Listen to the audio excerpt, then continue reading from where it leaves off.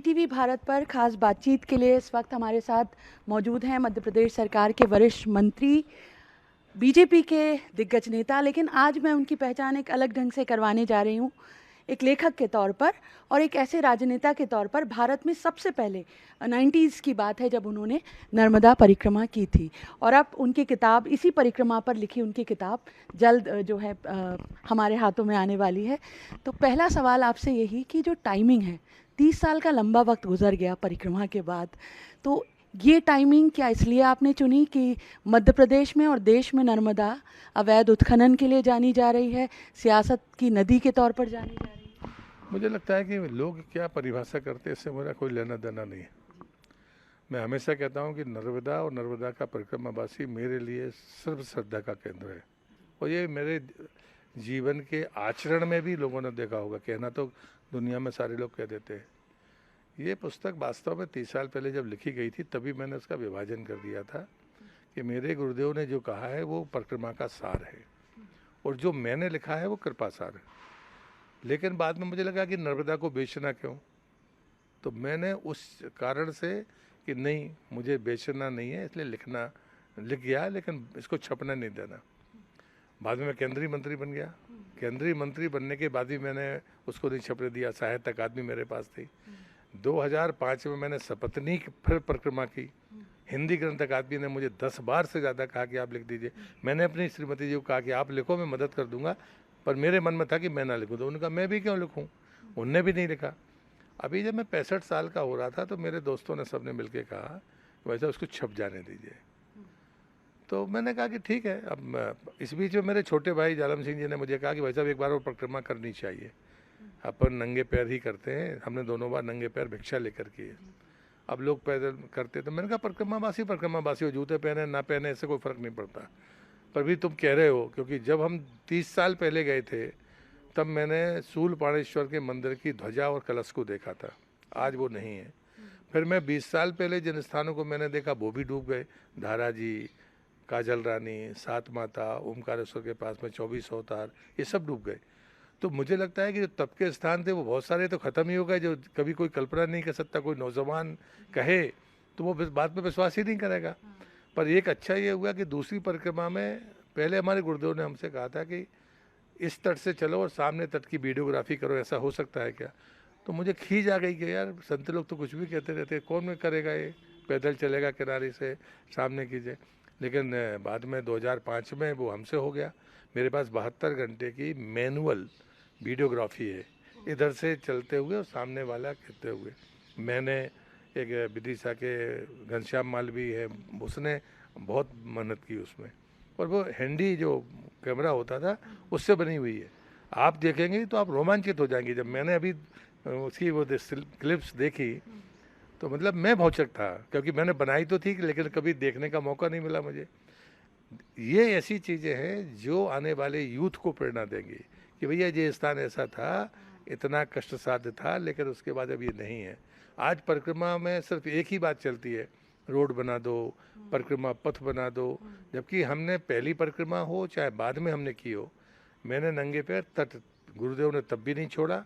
जब हम ने सपत्नीक की, हमने तट नहीं छोड़ा। आनंद उसी का है कि आप किसी गांव में ना जाएं, किनारे में जो मिल जाए वहीं रुक जाएं, भिक्षा लेकर अपने पूरा करें। नर्मदा परिक्रमा का यही सार तत्व है। इसलिए उस समय जो लिख गया और हमारे मित्रों के सहयोग से वो पुस्तक के रूप में आ गया। भाग्यशाली मैं इसलिए हूँ कि क्योंकि परम पूज्य सरसंघ चालक जी उसका विमोचन करेंगे। ये मेरे लिए कल्पनातीत आनंद का विषय है। तो उस दौर की जो नर्मदा है इस किताब में लफ्ज़ों के ज़रिए, अक्षरों के ज़रिए हम जानेंगे उसको। आपने वो दोनों नर्मदा के रूप देखे हैं, जब आप परिक्रमा कर रहे थे और आप जब केंद्रीय राजनीति में चले गए उसके बाद नर्मदा की जो दुर्दशा हुई, क्या फ़र्क देखते हैं?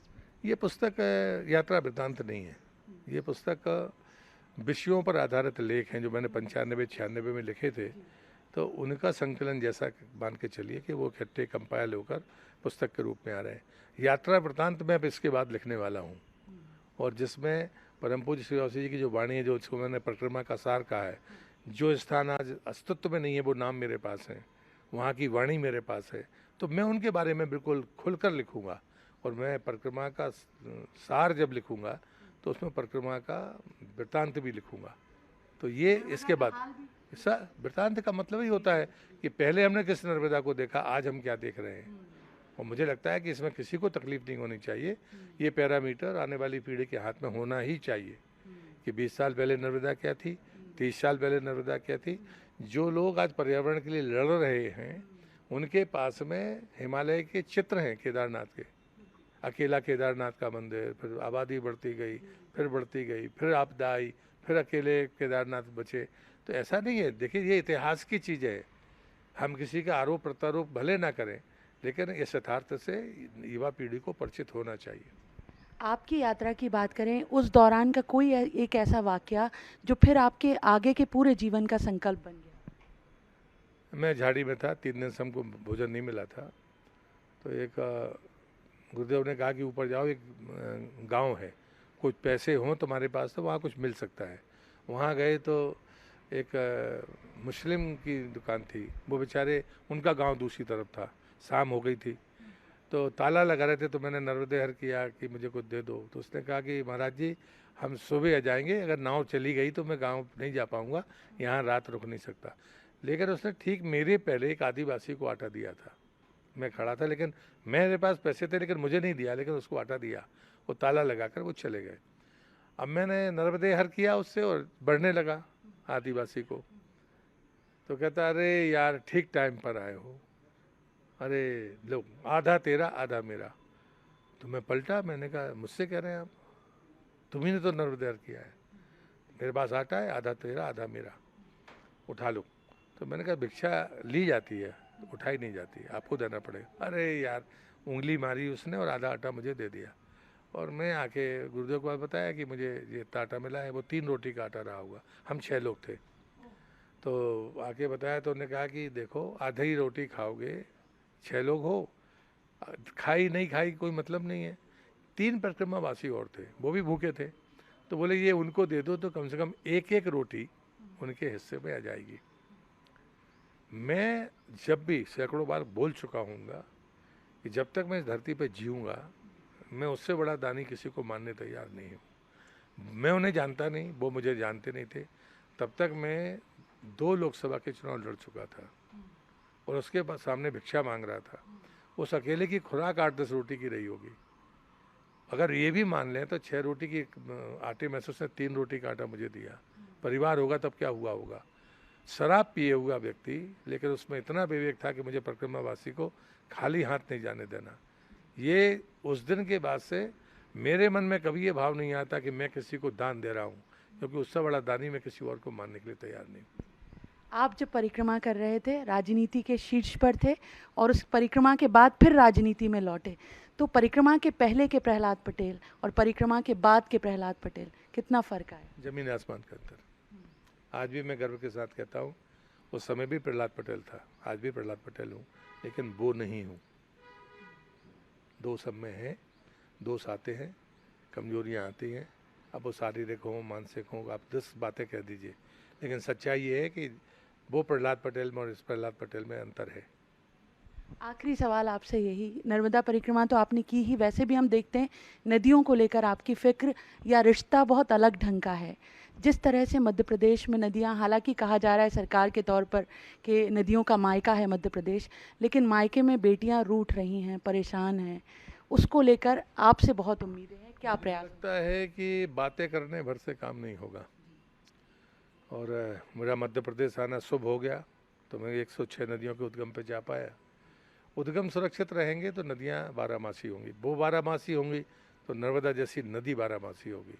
अन्यथा संकट है, इस संकट को हम छुपाएं तो भी भला नहीं है, बताएं तो भी भला नहीं है, लेकिन हमें चेतना पड़ेगा। इसलिए सच कहना और सच सुनने की दोनों की आदत डालनी होगी। मैं नहीं मानता, ऐसा नहीं है कि अभी कुछ बिगड़ गया है, ये सच है कि मध्य प्रदेश नदियों का मायका है। इतनी जल राशि किसी और राज्य के पास नहीं है। हम नर्मदा बेसिन में पानी देते हैं, गोदावरी बेसिन में पानी देते हैं, गंगा बेसिन में पानी देते हैं, उस सीधे अरब सागर में भी जाकर पानी देते हैं। तो हमारे पास कैचमेंट है, लेकिन इतनी बड़ी जलराशि के बाद भी कुछ जगह ऐसी है जहाँ पानी का स्रोत ना हो, ये हम सबके लिए विचार नहीं। हमसे बात करने का बहुत बहुत शुक्रिया। ये फ़र्क है कि राजनेता होने के बावजूद वो खरे खरे लहजे में कह रहे हैं कि चिंता की बात है, नदियों का जो मायका है मध्य प्रदेश, वहाँ नदियाँ संकट में हैं। कैमरामैन फैज़ान खान के साथ शिफाली, ETV भारत।